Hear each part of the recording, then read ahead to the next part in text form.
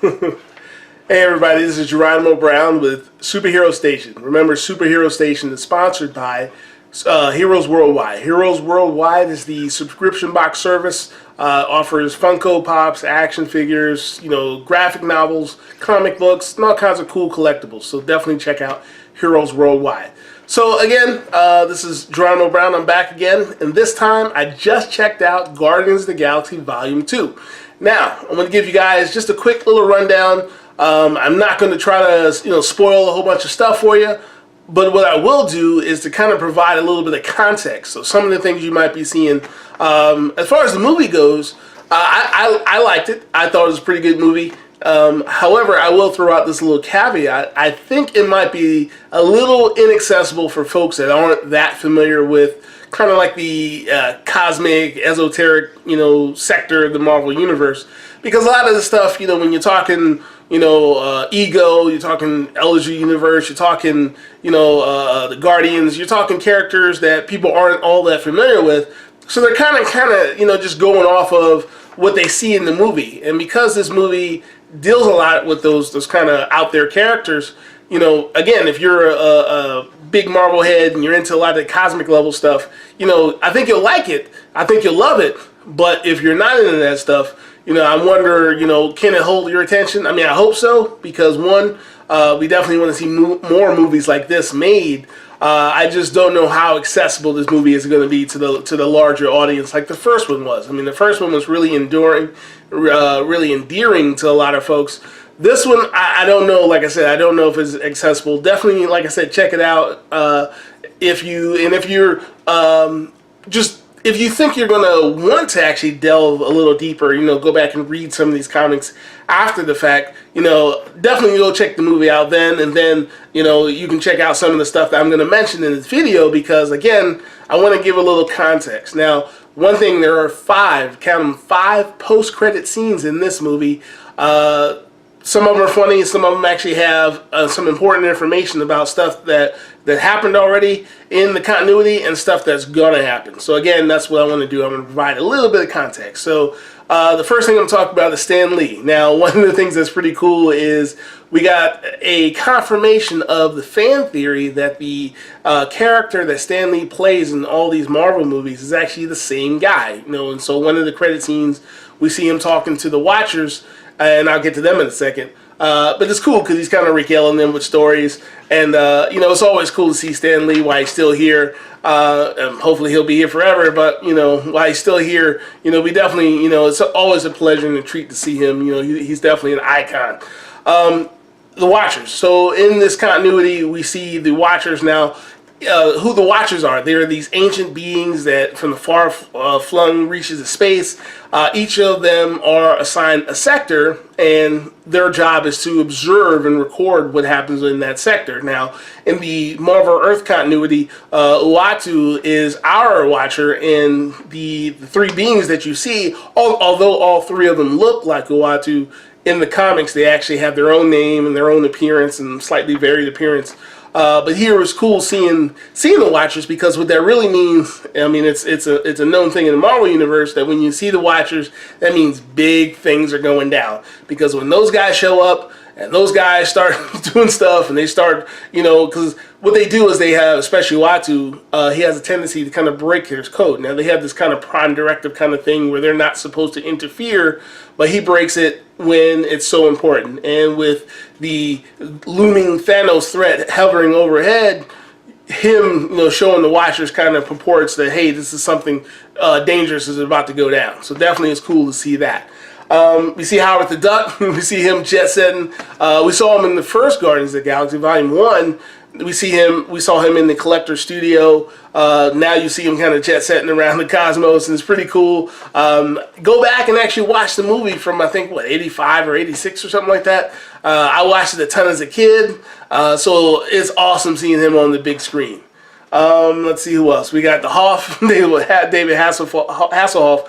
Although he is not, of course, not a Marvel character, he is an 80s icon, Knight Rider, man, he is the man. So it was also, great seeing him. Still looks like he's still rocking it. I guess some of the newer folks might know from Baywatch, and there's a Baywatch movie coming up. but definitely he was the Hoff back in the day. So definitely, let's see. Oh, one reference. Now this was kind of one of those, maybe maybe reading between the lines a little too much. But when Ego gives the power to Star-Lord, he actually, Peter's first reaction when Ego gives him the power is, he says he can see eternity. So the question is he talking about the entity eternity? Or rather, is he just talking about the grandiosity of it all? Just now seeing how big consciousness and how much power is out there. Is he seeing that? So hopefully he was making a reference to the actual abstract entity eternity. But we'll see. That's one of those things that's going to happen. We see the Grand Master in the credit in the scroll. He's kind of doing a little shimmy shake. We see, or as I call him, Space Jeff Goldblum. He's although just kind of making an appearance here, he's going to be the main villain in Thor Ragnarok. So it was kind of cool seeing a little him doing a little thing there. We also see Cosmo, the Russian cosmonaut dog who runs nowhere. We see him also in the credit scenes in the scroll. So it's cool seeing him. He was also in the Volume 1, again in the Collector Studio. Let's see, who else we got here? We also have many of the original Guardians of the Galaxy. So it was pretty cool. Now, they refer to these folks, like for instance, we saw Sylvester Stallone playing Stakar. Now, constantly Yondu refers to him as Stakar, but in the original Guardians, he is actually Starhawk. Now, Starhawk, he's this aloof, powerful being, and he has this kind of other half, that being, and that's who Michelle Yeoh had played, Alita. They kind of have this, sometimes they're separate, sometimes they co-locate and cohabitate the same body, but it was cool seeing them because these are two of the original members of the Guardians of the Galaxy.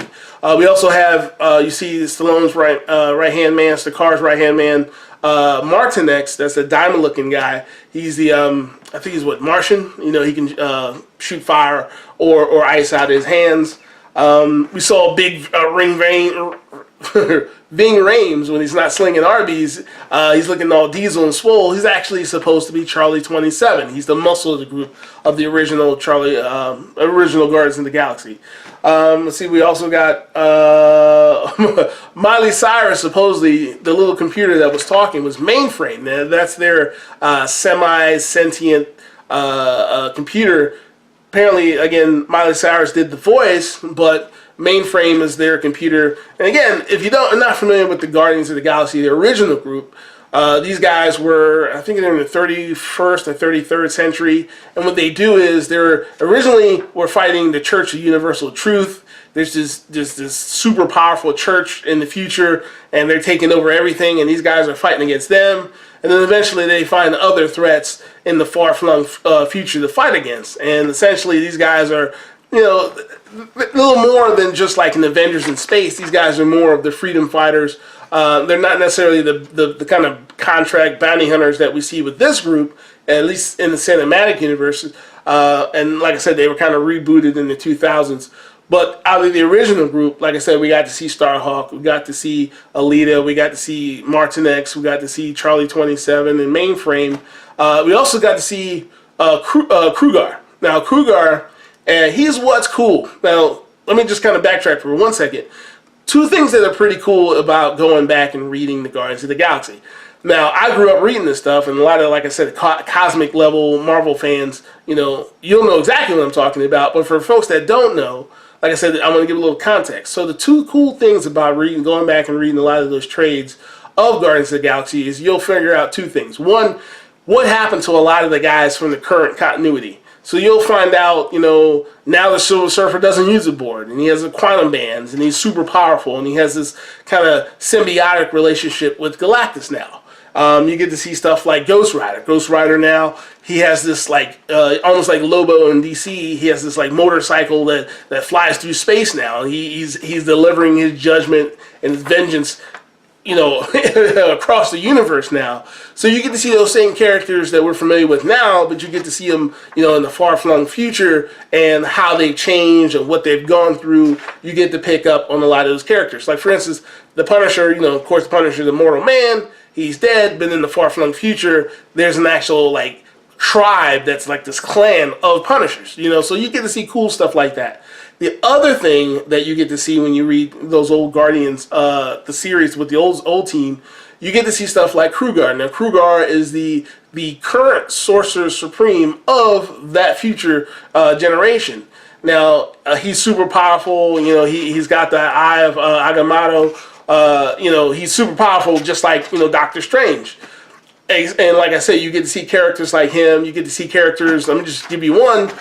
Protege. Protege is this mutant that literally is kind of almost like Amazo from DC, where if he can observe you doing a power, he can duplicate it, but he has no limit to what he can do. So literally, he's learning every ability that he sees, and he becomes this god basically for your eyes in the comics, because he literally has no limit to his power. So you get to see all these cool characters and stuff in the old Guardian series. So I'd say definitely check that stuff out if you get the chance. Couple things. Last couple things I'm gonna talk about. One, in the when Ego starts to talk to Peter, he refers to himself as a Celestial. Now, in the comics, he's not a Celestial. He's actually one, and we talked about this in the last video. He's one of the Elders in the Universe. Now, remember, the Elders of the Universe are these super old beings. Literally, right after the Big Bang, you had several civilizations, and when the members of those civilizations, when those civilizations died and they literally had one remaining member, that's what allowed them entrance to this group called the Elders of the Universe. Now, we've already seen a couple more. We've seen the Collector, and we've seen the Grand Master, and Ego is another one of these beings. Like, that's why he always refers to himself when he's talking. He's saying how he's millions of years old, and that's what these Elders of the Universe are. There's these supremely old beings that literally came around right after the Big Bang, and they're the last of their kind. So hopefully we get to see guys like the Gardener, the Champion, Obliterator, the Runner. You know, we get to see some of these other guys, because that also ties into the Thanos quest. And the Thanos quest in the comics is how Thanos acquires the Infinity Gems, which are also known as the Infinity Stones in the Marvel Cinematic Universe. Now, the Celestials are these ancient, space-faring god, robot-looking beings, but no one knows exactly where they came from. Everybody knows that they literally just pop up every once in a while. They show up, and they literally go to judge, you know, civilizations, beings, what have you. They're on, again, that kind of celestial space stage that, you know, they only come out when something big is going to happen. So he refers to himself as a Celestial, but the Celestials, if you recall from the original Guardians Volume 1, the beings that stood on the planet and like blew up the planet and all that stuff, those are Celestials. And again, Ego's not a Celestial. He's actually an Elder of the Universe.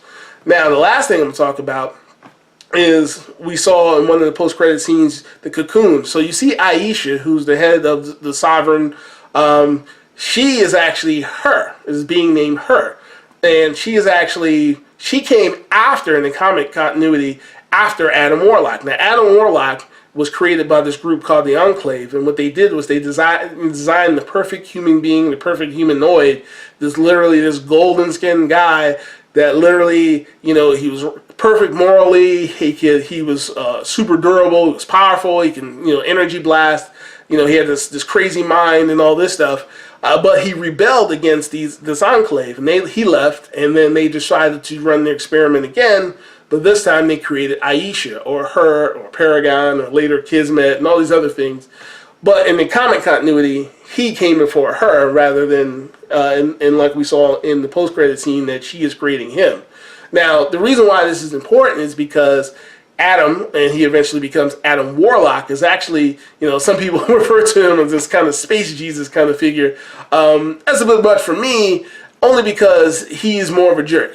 You know, he sees the big picture. For a mortal, kind of not mortal person, he is definitely on this level where he is beyond simple calculations, that he can break bread with the most powerful beings in the universe, and he understands their motives. They kind of view him almost on their level. So he kind of operates in this weird kind of gray area between these mortals and these space beings.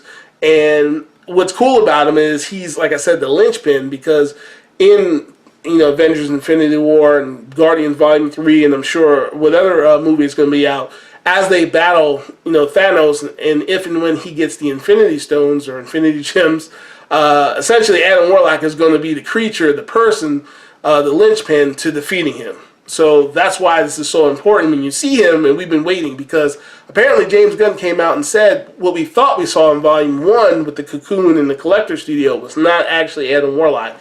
This is Adam Warlock. So, wow, we get to see it. I can't wait. James Gunn said he signed up for Volume 3. Can't wait. We got Thor Ragnarok coming around the bend in a couple months, and I'm sure it's going to add on to that Marvel cosmic lore. And who knows what we're going to get out in Avengers: Infinity War. So as more stuff goes on, I'll definitely post some more videos. Again, I'm not trying to spoil nothing, just kind of try to provide a context. So I'm Geronimo Brown. That's Geronimo with a J. This is Superhero Station, and remember, we're sponsored by Heroes Worldwide. Peace.